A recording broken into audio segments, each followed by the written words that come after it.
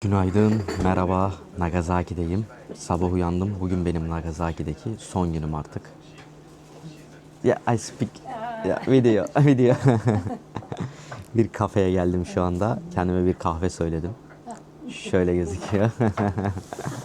Şöyle güzel bir kafeterya. Hello. İki tane Japon hanımefendi çalışıyor burada. What you want, udon? Excuse me. What udon? Açın. Udon. Amerika. No. Türkiye. Turko. Ah, Turk. Yeah, Turko. Turko. Turko, yeah. Türkiye. Turkoはすごい。どの場所にあるかな。 Yeah, you know Turko? Yeah, ice cream, Turkish ice cream. アイスクリーム？ Yeah, I am my country. アイスクリーム？ No. My country. ちょっともう噛み合わなかった。 Galiba neresin diye sordu. Öyle anladım. Çünkü Amerika dedi, Kanada dedi. Türkiye dedim. Biliyorum diye genelde dondurmayı biliyorlar arkadaşlar. Veya bazen işte Kapadokya'yı da bilebiliyorlar. Japonlar özellikle böyle ufak şehirlerde, tabii ki de çok yerel bir yerdeyim şu anda. O da dondurma istiyorum zannetti. Nagasaki'deki son günümüz. Böyle güzel bir kafe buldum. Şimdi kahve içiyorum. Kahvemin tadını çıkartayım. Güzel bir gezi yapalım Nagasaki'de. Son günümüzü güzel bir şekilde değerlendirelim. Videoya hoş geldiniz. İlk defa bu videodan beni izliyorsanız Gökberk ben. Dünyanın böyle farklı noktalarına seyahat etmeye çalışıyorum. Ücretsiz bir şekilde kanalıma abone olabilirsiniz. Yorum yapabilirsiniz. Bu şekilde bana destek verebilirsiniz. İyi seyirler diliyorum. Hadi bakalım kahvemin tadını çıkartayım. Ondan sonra çıkalım buradan. Yine bir otel değiştirmek zorunda kaldım. Hafta sonuna geldiğimiz için benim otelde yer kalmamış. Japonya'da hafta sonları oteller gerçekten büyük bir problem. Çoğu otelde bir şekilde nasıl oluyor anlamıyorum ama yer bitiyor. Yer bitmeyen otellerde de fiyatlar fahiş rakamlara yükseliyor. Yani 25-30 dolara kaldığımız yerler bir anda 120-130 Amerikan dolarlarına çıkıyor. O sebeple buraya böyle turistlik anlamda ziyarete gelecekseniz, özellikle tabii ailecek geliyorsanız mutlaka ama mutlaka 3 haftalık mı bir plan yaptınız? Özellikle hafta sonu kalacak yerlerinizi ve gideceğiniz şehirleri önceden ayarlamanız gerekiyor. Ya lütfen buna dikkat edin. Hani ben tek başıma olduğum için çok da bir problem olmuyor. En kötü diyorum ki kendime, manga kafede kalırım. Ambulans geliyordu arkadan, birazcık bağırmak zorunda kaldım. Hafta sonu planınızı, önceden kalacağınız yeri, gideceğiniz şehirleri ayarlayın. Ya ben tek başıma ve uzun süreli gezdiğim için işte manga kafeler var burada 24 saat açık. Ya en kötü diyorum onda kalırım. Veya böyle çok sinirlendim, gözüm döndü. Burada eşyaları kilitleme dolapları var. Büyük çantamı bir tanesine koyarım. Ondan sonra alırım sırt çantamı, alırım bilgisayarımı. Bir yerlerde çalışırım gece, edit yaparım diye düşünüyorum. Daha henüz öyle bir şey yapmadım bu arada. Hep bir şekilde hafta sonlarını böyle denk getirdim. Nagasaki'de son günüm. Bugün artık Nagasaki şehrinden veda edeceğim. Yarın bir otobüs biletim var. Farklı, yine görmek istediğim bir Japon şehrine gidiyorum. Nagasaki'de görmek istediğim 2 yer daha vardı. Şimdi sizlerle beraber oraları ziyaret edeceğiz. Epey bir yokuş çıktık ya. Epey bir hem merdiven hem yokuş çıktık. İlk gelmek istediğim yer Nagasaki Atom Bombası Müzesi. Nagasaki şehrine atılan atom bombası hakkında biraz sonra zaten konuşuruz. Onu hatta park kısmında konuşuruz. Aşağıda da bir park yapmışlar. Öncelikle bir müzeyi ziyaret edelim sizlerle beraber. Şöyle aşağısı da bir park. Hiroşima şehrinde de aynı şekildeydi. Burada da aynı şekilde. Fiyatı çok makul tutuyorlar.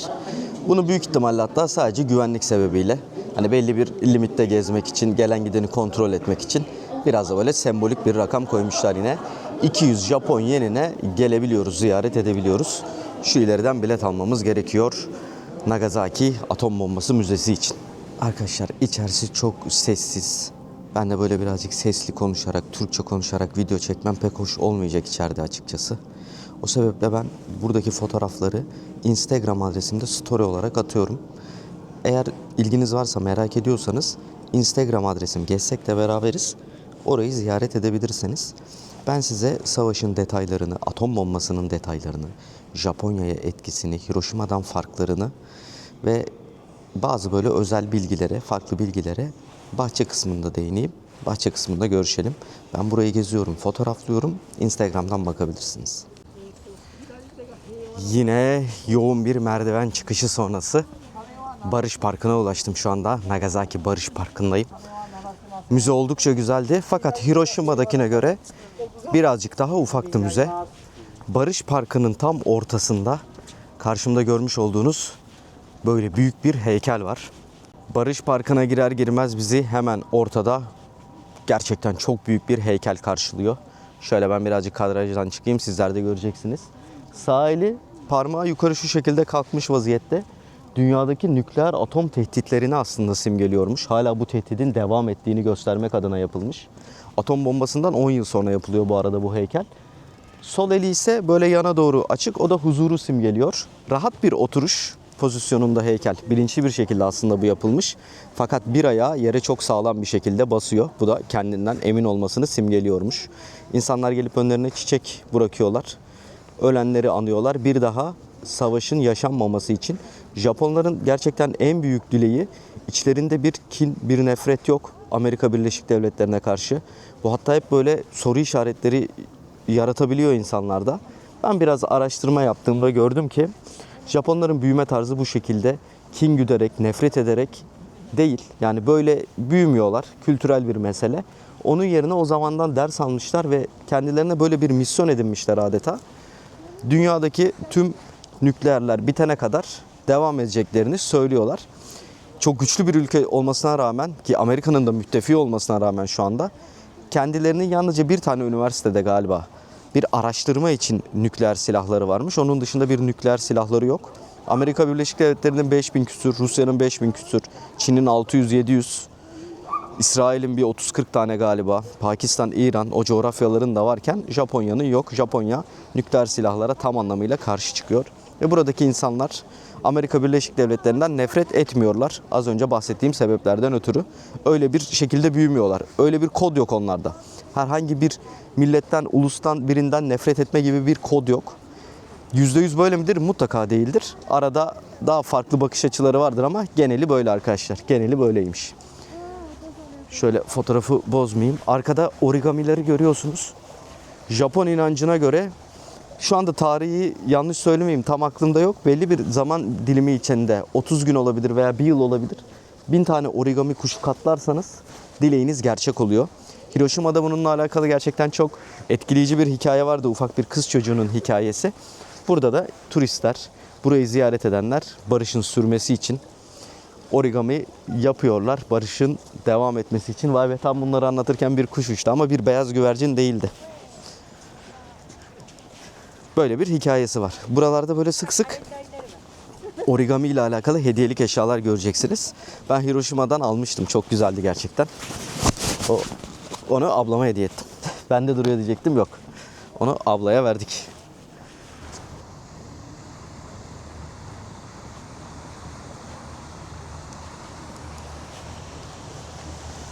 Hemen bir çeşme görüyorsunuz. İki tarafı böyle kanat şeklinde yapılmış. Bir güvercini, barış güvercinini temsil ediyormuş.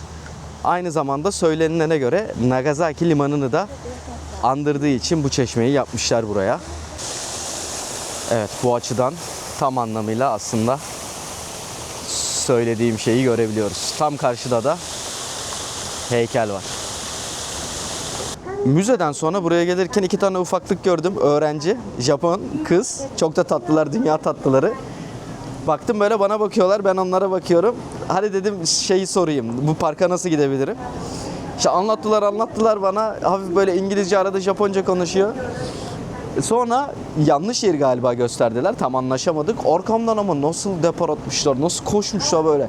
Kan ter içinde geldiler. O taraf o taraf. Tamam dedim. Ama ufaklıklar yine beni hatalı yollamış. Neden? Bakın burada böyle Japonlar. Ben de bunu düşündüm. Bu kadar tepeye kurmuşlar. Hani Japonların buna bir asansör, bir şey yapmaları lazım. Yürüyen merdiven varmış arkadaşlar, Japon işi. Biz baya böyle tepelerden geldik. Olsun. Yürüyen merdivende inene kadar sizlere söylemiştim müzeye girerken. Buraya atılan bombadan bahsedecektim. Hiroşima atom bombasından hemen 6 gün sonra atılıyor. Galiba 9 Ağustos günüydü. Yanlış hatırlamıyorsam, şu an hafızam beni yanıltmıyorsa. 9 Ağustos günü 11'i 2 geçe. Normalde bu şehir değildi hedef. Kokura adlı farklı bir şehirdi. Fakat hava durumu, bombanın buraya daha çok zarar vereceğini düşünmeleri ve Nagasaki'deki bulunan silah fabrikalarından ötürü burayı tercih etmişler. Yani bir plan değişikliği oluyor. Bombanın ismi Fatman. Fatman diye isim veriyorlar. Hiroşima'daki Little Boy'du. Farklı bir bomba tipi. Fazla sizi teknik detayla boğmak istemiyorum ama Hiroşima'ya atılan atom bombasından çok daha etkili, çok daha güçlü bir bomba tipi. 2 videodur ne diyorum sizlere? Bu şehri çok sevdim. Neden çok sevdim? Dağlarla çevrili. Bu dağlar aslında Nagasaki'nin çok daha büyük bir yıkımdan kurtuluşunu sağlıyor. Bomba etkisini gösteriyor tabii ki de yine. Bomba atıldığı ilk anda yaklaşık 40 ila 70 bin insan hayatını kaybediyor. Fakat daha büyük bir yıkımın önüne geçiyor bu dağlar. Yalnızca bu kadar insanın ölmesiyle kalmıyor. Burada kanser hastalıkları, hücrelerin mutasyona uğraması, birçok insanda farklı hastalıklar, farklı durumlar ortaya çıkıyor ve yıllarca süre geliyor maalesef o hastalıklar. Ve bu atom bombasının atılmasından yine 4-5 gün sonra Japonya tamamen yenilgiyi kabul ediyor ve 2. Dünya Savaşı'nda Pasifik cephesi böylece sonlanıyor. Atom bombalarının atılmasında bizim bir önceki ziyaret ettiğimiz Okinawa Adası çok önemli bir yer tutuyor. Şöyle söylemek gerekirse en kanlı savaşın orada yapıldığını söylemiştim sizlere. Hatırlıyorsunuz, Okinawa'da bahsetmiştim. Ve Amerika artık bir noktada dayanamıyor. Bu savaşın bitmeyeceğini düşünüyor. Ve dönemin Amerikalıları, yetkilileri böyle bir karar alıyor. Aslında Okinawa çok etkili oluyor. Oradaki kara cephesi. Ve Amerika Birleşik Devletleri'nin o dönemki komutanları, bombayı atan asker, bu işte yapanlar, emeği geçenler diyecektim de yanlış bir cümle olacağı için kelimeyi bulamadım, kusura bakmayın. İşte bunu planlayanlar, tasarlayanlar bir pişmanlık duymadıklarını belirtiyorlar. Dönemin şartlarında eğer ki biz bu atom bombalarını yollamasaydık Japonya'nın durmaya niyeti yoktu ve daha fazla insan hayatını kaybedecekti. Biz bunun önüne geçtik diyorlar. Böyle bir açıklamaları var. Japonların bir kini yok. Şu anda Amerika Birleşik Devletleri ve Japonya bir müttefik. Buradaki gençler Amerika'ya sempati duyuyorlar. Bunu birazcık okudum, araştırdım. Atom bombalarının arkasından Amerika Birleşik Devletleri Japonya'ya çok da yardım ediyor şehirlerin kurulması açısından. Tekrar toparlanma amaçlı. Kısaca durumlar böyle arkadaşlar. Nagasaki atom bombasının Barış Parkı ve Müzesi'ni sizlere buradaki birazcık tarihi anlatmaya çalıştım. Savaşın kötülüğünden, insanların ölmesinden bahsettik. Ve hemen atom bombası müzesinin altında bakın burada 3 tane Japon beyefendi. Kendileriyle az önce sohbet ettim. Türkiye'den geldiğimi söyledim. Onlar da Filistin için şu anda burada 3 kişi durmuşlar. Yalnızca 3 kişiler. Her tarafa Özgür Gazze yazmışlar. Özgür Filistin yazmışlar ve bu şekilde duruyorlar arkadaşlar. Hava burada gerçekten soğuk. Görüyorsunuz berem var. Baya kalınım, içliklerim var. Ve onlar da bu soğuğa rağmen binlerce kilometre uzaktaki bir durum için az önce işte bahsettiğimi anladınız değil mi şimdi ne demek istediğimi? Bu insanlar nerede olursa olsun savaşın karşısında arkadaşlar. Yani böyle yetiştirilmişler ve gerçekten yaşça da büyükler. Vallahi helal olsun ya. Helal olsun kendilerine. Hadi bakalım devam edelim. Vay be, hiç böyle bir şey beklemiyordum. Evet, bu kısım böyleydi arkadaşlar. Şimdi ne yapıyoruz biliyor musunuz? Tepeye çıkıyoruz. Hadi bakalım. Yine geç kaldık birazcık. Tam gün batımını görmemiz gerekiyordu. Azıcık kaçırdık. Olsun. Hemen şimdi halledelim tramvay işlerimizi. Tepeye doğru gidelim. Şehrin bu kısmı da böyle gözüküyor. Bakın siz gelirseniz benim düştüğüm hataya düşmeyin. Buradan yürüyen merdiven var. Böyle çıt çıt çıt yukarı çıkabilirsiniz. Ben deliler gibi merdiven çıktım yahu buraya çıkacağım diye. Neyse hadi bakalım. Arkadaşlar şimdi tramvaya biniyorum. Bir 2-3 durak gideceğiz. Tramvaya nasıl bindiğimi anlatacağım. Belki geçen videoyu izlememişsinizdir, kaçırmışsınızdır. Her şehirde işinize yarayacak bilgiler vereceğim sizlere. Bayağı kalabalık tramvay. Tramvaylar çok kalabalık oluyor burada. Özellikle böyle iş çıkışı saati. Bir Alsancak İzban gibi. Hadi bakalım 2 durak gideceğiz. Nagasaki'de bu tramvayları kullanıyoruz arkadaşlar. Çok nostaljik, çok güzel gözüküyor. Özellikle şu sol taraftaki lacivert renge bayıldım ya. Harikaymış. Yalnız birazcık böyle riskli. Tam bir güvenlik yok. Şurada ayağım şöyle azıcık ileri gitsem valla altına alacak gibi beni. Şimdi indim durakta. Burada arkadaşlar Japan Transit.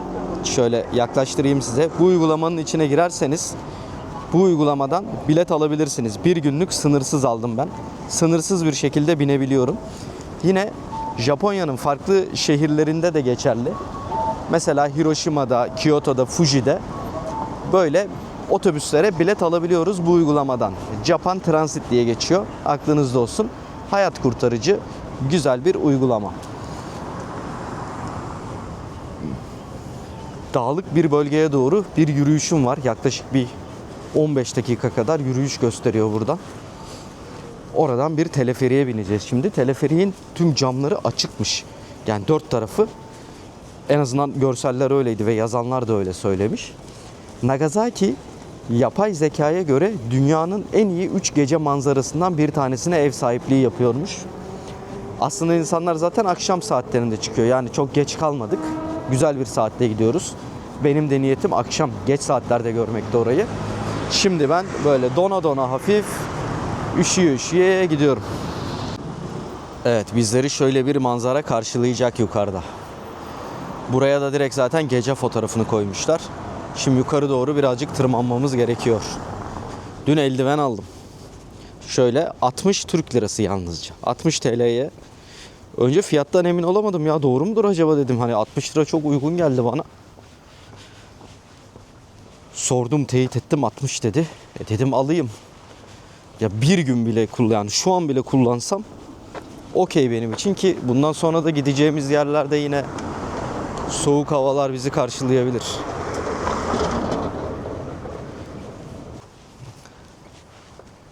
Güzel ya, çok tırmanmamıza gerek kalmadı. Oo, ben bayağı boş dedim. İnsanlar gelmiş bile. Hatta insanlar haddinden fazla gelmiş. Biz bayağı dışarıda sıra bekleyeceğiz. Güzel, biraz dinlenelim. Çok soğuk hava, buz. Kat kat giyiniyorum, içliklerimi de giyiyorum. Anca öyle, öteki türlüsü zor. Bu Japonların bu tarz böyle teleferikleri dolmuş gibi. Şu an bayağı dolmuş gibi. Bindik, çıkacağız yukarı. Bayağı dar. Manzara gösteremeyeceğim yukarıdan artık. Yine bir teleferikle sınandım. Güzeldi. Rahat bir yolculuk. Tek gidiş tek gidiş şeklinde. Yalnız epey bir kalabalık. Şu anda akşam 6 olmasına rağmen sağ tarafımızda harika bir gün batımı var. İlk manzaraya da sizlerle beraber bakmak istiyorum. Teleferikten çıkarken birazcık baktım. Büyüleyici gözüküyordu. Şimdi bir de biraz daha yukarı çıkacağız. Bakalım bizi ne bekliyor. Şu ağaçların arasından hafif kızıllığı görüyor musunuz? Enfes gözüküyor manzara. Uf, hava buz gibi. Ne kadar kalabalık. Bütün Nagasaki buradaymış. Kimse bize söylemiyor. Önce bir sağ tarafa gidelim arkadaşlar. Hafif kızıllığı yakaladık. Ay, enfes bir manzara. Enfes bir dolunay var. Tam anlamıyla dolunay şu anda. Buradan da şehre bakalım. Çocuklar çok hareketli, çok hareketli. Bu da Nagasaki'nin dünyanın en iyi gece manzaralarından bir tanesinin görüntüsü şu anda. Nagasaki'ye gece bakıyoruz. Vay be, çok güzel şehirmiş. Yukarıdan bakınca daha da bir güzel geldi gözüme. Tam şurada bir Boğaz Köprüsü'ne benzeyen köprümüz var. Benim konakladığım yerde şu aslında limanın şuralarında falan. Limanın içlerinde kalıyor. 誰かさ持ってくんねこれ。こっち行っていいですか。取っちゃえ。角にしようこれ。誰かこれ2つもいる。照明がついてる。これさ。あ、そういうことか。フラッシュ。それいる？フラッシュ。Şehrin imza yemeklerinden bir tanesini yemek için şehir merkezine geldim. Hemen tramvay durağına çok yakın. Burada ünlü bir ramen yapıyorlar. Domatesli ve patlıcanlı bir ramen. Nagasaki'deki son akşamımda onu denemek istiyorum. Hemen dükkan şuradaydı. Bakalım nasıl bir lezzet bizleri karşılayacak. Evet, restoran burası. Şimdi buradan içeri gireceğiz bakalım. Good. Full? Full. Yes, that's why we're queuing. Oh, okay. Thank you. Restoranın girişinde sıra varmış. Mecburen bekliyoruz. Bir tane arkadaş var. Japonya'da olabiliyor arkadaşlar. Maalesef böyle sıralar. Bekleyeceğiz. Nagasaki geceleri. Evet, siparişimizi verdik. Burada siparişler makineden veriyor. Hemen şurada. Bakın şuradaki arkadaş gibi makinenin önüne geçiyorsunuz. Oradan sipariş oluşturabiliyorsunuz. Bazı Japon restoranlarında siparişler böyle. Bazılarında da önünüze LED ekran geliyor, tablet geliyor. Tabletten veriyorsunuz. Kiminde de normal, bizdeki gibi geliyorlar. Siparişinizi alıyorlar. Japon restoranlarının güzelliği. Daha önce de sizlere hep bahsediyorum. Böyle açık mutfak.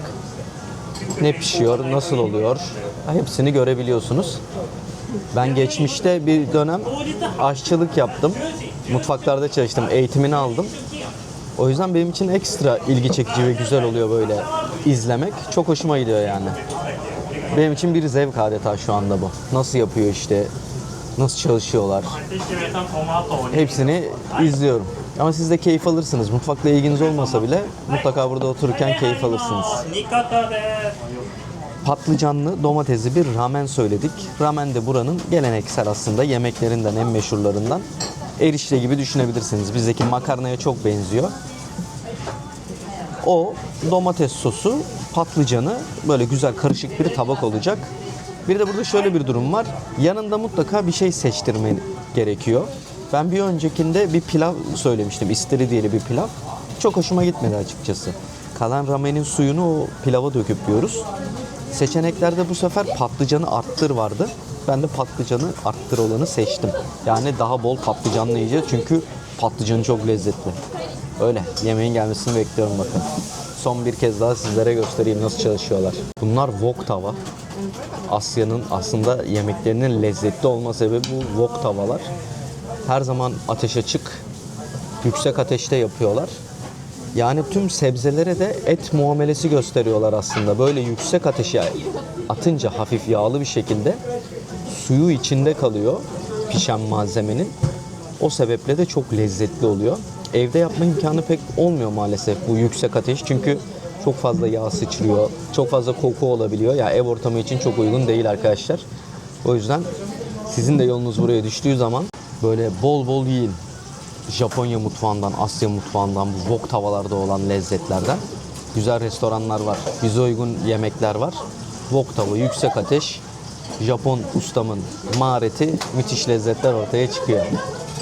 Şöyle domates soslu patlıcanlı ramenimiz geldi. Patlıcan evet ekstra istediğim için bayağı bol bol konulmuş. Çok güzel patlıcanı. Şöyle bakın size göstereyim. Bu da ramenin içi. Domates sosu, patlıcan. Şuraya birkaç yeşillik atmışlar. Asıl ama burada olay şu patlıcan. Çok lezzetli yapıyorlar. Müsaadenizle başlıyorum. Şimdi şöyle birazcık önce bir eriştemizi alalım. Of of of. Çıkan dumana bak. Yine üstümüz batacak.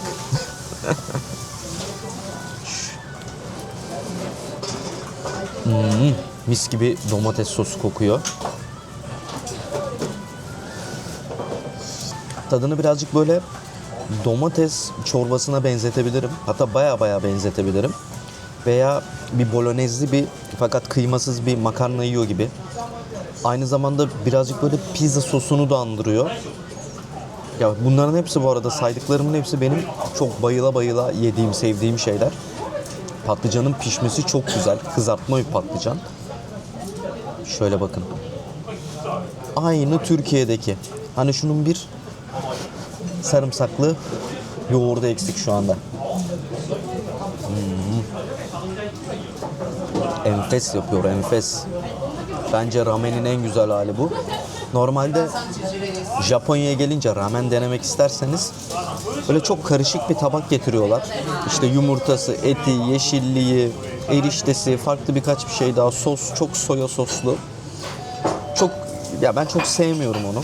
Ara sıra yiyorum ama çok sevmiyorum. Ama şöyle sade patlıcan, erişte, domates enfes arkadaşlar.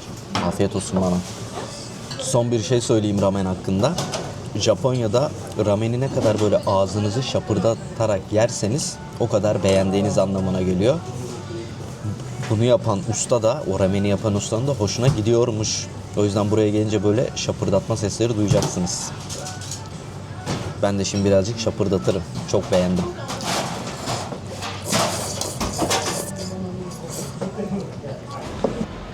Arkadaşlar günaydın. Yenişehir'den merhaba. Şu anda Fukuoka şehrindeyim. Dün akşam manzara noktasını gezdikten sonra otele geri döndüm. Bu arada geçen videoda aldığım Castella'yı valla çok üşümüşüm. Çok da üşendim ortak alana gitmeye. Şöyle yatağımda benim plastik tabaklarım da var yanımda. Böyle bazen gittiğim otellerde bir şeyler yediğim zaman hani oradaki tabak, çatalı vesaire kullanmak yerine bir plastik tabağım var. Set halinde almıştım. Oldukça uygun bir fiyata aldım. Onlarla içinde hazırlıyorum, hemen yiyorum, atıyorum. Daha pratik oluyor benim için. O yatağımı hemen açtım onu. Şu anda sizler görüyorsunuz Castella'mı. Buranın geleneksel tatlısı. Portekizlilerden kalma. Portekiz kolonisi zamanında kalıyor Nagasaki şehrine. Onu yedim. Gayet güzeldi, lezzetliydi. 5 parça büyüktü. Ben bir kısmını yedim, bir kısmını da hostelde ortak alana gittim. Ondan sonra gündüz gittim daha doğrusu. Orada bıraktım. Üstüne de ufak bir not yazdım. Artık bilmiyorum yerler mi veya hani atarlar mı, onlara kalmış. Hepsini bitiremedim çünkü. Altında böyle pirinç topları, şekerli. Güzeldi, lezzetliydi. Sabah uyandım. Hemen hızlıca hazırlandım. Fukuoka şehrine geldim. Fakat bu şehri yine teğet geçiyoruz. Yine bu şehri pas geçiyoruz. Okinawa adasından buraya geldiğimiz zaman da yine bu şehri pas geçmiştik. Bu şehri en sona saklıyorum. Şehir çok hareketli, çok canlı. Böyle bir Tokyo, Osaka gibi bir şehir hatta burası. Ya bu şehri de merak ediyorum. Bu şehire ekstra bir zaman ayıracağız. Bu bölgedeki gezimizin en sonunda. Hatta buraya böyle Noel, Christmas için marketler kurmuşlar. Şehrin farklı yerlerinde bu marketlerden bulunuyor Fukuoka'da. Vay be, Nagasaki'den sonra çok hareketli geldi bana burası. Baksanıza ne kadar güzel. Şurada bir kız arkadaşımız canlı müzik yapıyor. Burada da herkes bir şeyler almış şuradaki marketlerden, ufak yerlerden. Tadını çıkartıyorlar. Ne kadar kalabalık yalnız.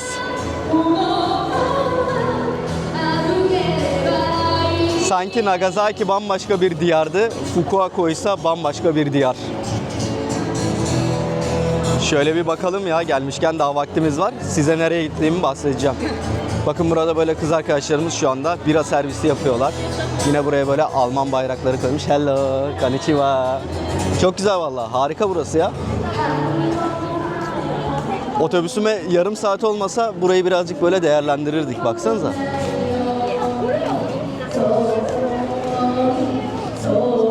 Yine bu tarafta da pizzalar var. Sıcak şaraplar satıyorlar. İşte burada farklı atıştırmalıklar. Kol böreği bile koymuşlar oraya, bakın. Yine burada hep böyle arkadaşlarımızla, kız arkadaşlarımız çalışıyor genelde Japon. Konsepte de uygun giyinmişler. Harikaymış burası. Hadi bakalım. Şu an yanlış mı yapıyorum diye düşünmeye başladım. Acaba Fukuoka şehrinde mi kalsaydık? Oo, misler gibi buradan kokular geliyor, harika.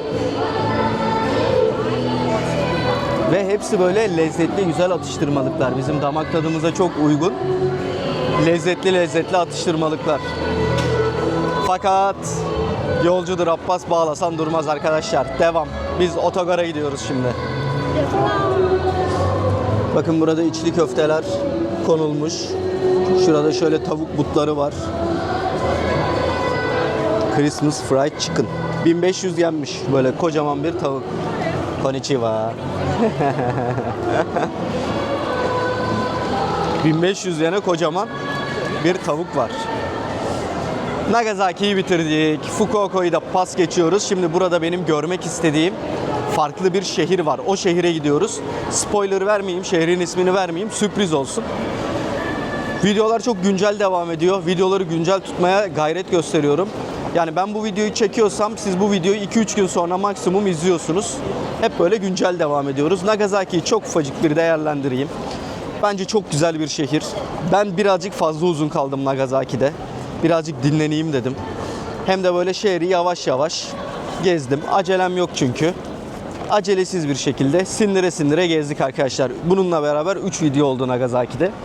Bence böyle gerçek Japonya'yı güzel bir şekilde deneyimledik. Hem orada, hem Sapporu'da, hem Okinawa'da buna da devam ediyoruz. Turistik yerler zaten biliyoruz artık. Birçok insan gitti, çekimini gerçekleştirdi. Ben de gerçekleştirdim. Benim kanalımda da var.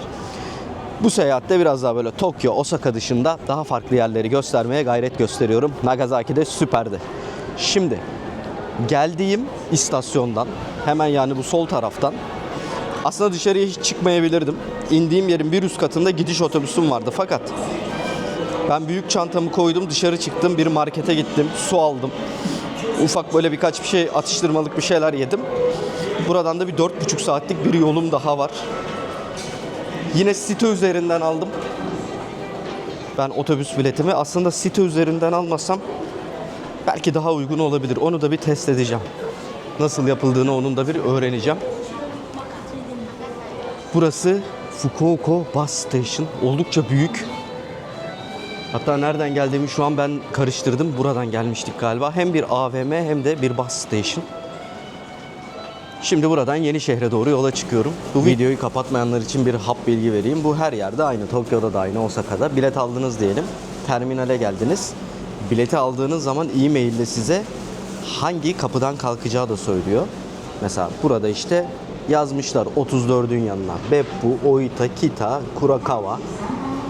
31'in yanında Sasebo, Shihibara gibi bilgileri vermişler. Ya buraya geldiğiniz zaman bu işi çok kolay bir şekilde halledebilirsiniz. Kapıların olduğu kısmı da göstereyim size. Yani Japonya'da otobüs kullanmak gerçekten çok kolay. Çok pratik. Mesela 36 numaralı kapı burası. Tam saatinde fakat geliyor. Lütfen geç kalmayın. Tam saatinde burada olmanız, bu kapıda olmanız gerekiyor. Eğer 36 numaraysa biletiniz. İnternetten satın almazsanız buradaki ticket kontuardan satın alabilirsiniz gelip.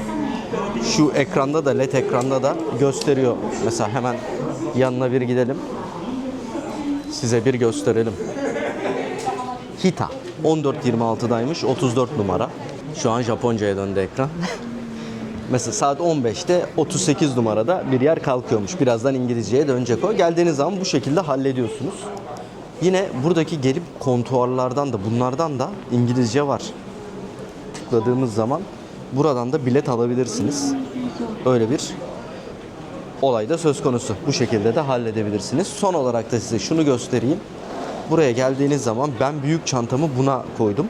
Peki bunu nasıl hallettim? Şu almış olduğumuz kart var. Hemen şimdi sizlere göstereceğim. Zaten şurada da gösterecek. Şu anda dolmuş bu arada. İnsanlar da aynı benim yaptığım gibi tabii zamanları varsa büyük çantalarını buraya koyuyorlar. Şöyle bir kart aldık.